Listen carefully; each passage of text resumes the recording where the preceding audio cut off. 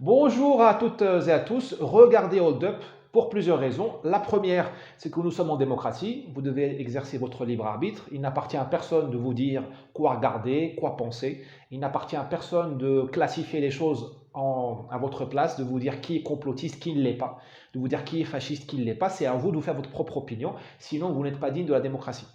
La deuxième chose, c'est que il faut regarder Hold Up par respect pour la fameuse diversité. On nous bassine avec la diversité. Ben, il y a une diversité qui est très importante, c'est la diversité des opinions, le fameux pluralisme. Eh bien, regardez Hold Up pour écouter un autre avis, pas forcément le vôtre, et après vous allez filtrer. Il n'appartient pas à une agence de fact-checking ou un journal subventionné par l'État ou par un quelconque oligarque de vous dire d'avance ce qui est faux, ce qui est vrai.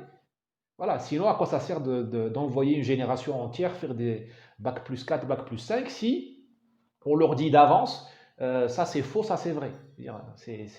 On marche sur la tête. J'ai regardé le documentaire, bien sûr, il se divise en deux parties. Une première partie très factuelle qui, à mon humble avis, est plutôt inattaquable, qui remet en perspective le délire politique sanitaire des 8 derniers mois. Une deuxième partie, hein, c'est deux tiers, un tiers, une deuxième partie qui est bon, plus discutable. On est là franchement dans une théorie de la conspiration. Bon, 5G, transhumanisme, tout ça, moi j'y crois pas. Mais de toute façon, on va dire, la conspiration ne doit pas être un grand mot, elle fait partie de la politique. Je veux dire, l'entrée des Américains en Irak en 2003, à 2004, c'était une conspiration. Il n'y avait pas d'armes de destruction massive. Voilà. L'attaque de Sarkozy contre M. Kadhafi en 2011, c'était une conspiration. Voilà. Kadhafi n'allait pas bombarder et éradiquer Benghazi. On nous l'a diabolisé. Bon, bien sûr, ce n'était pas un saint, c'était un homme assez horrible, mais euh, regardez par quoi on l'a remplacé.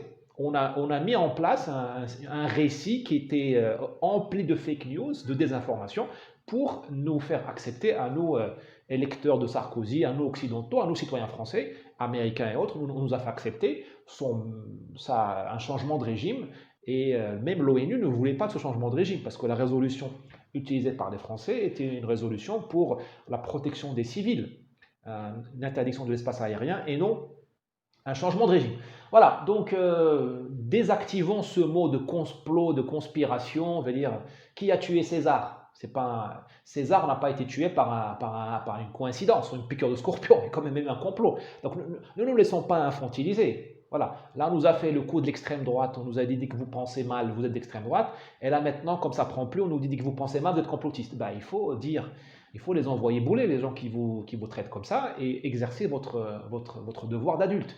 Si vous ne vous comportez pas comme un adulte, je veux dire, c'est pas au régime, c'est pas au pouvoir, qui n'est pas votre ami, de vous traiter en adulte. Voilà, merci beaucoup, à la prochaine.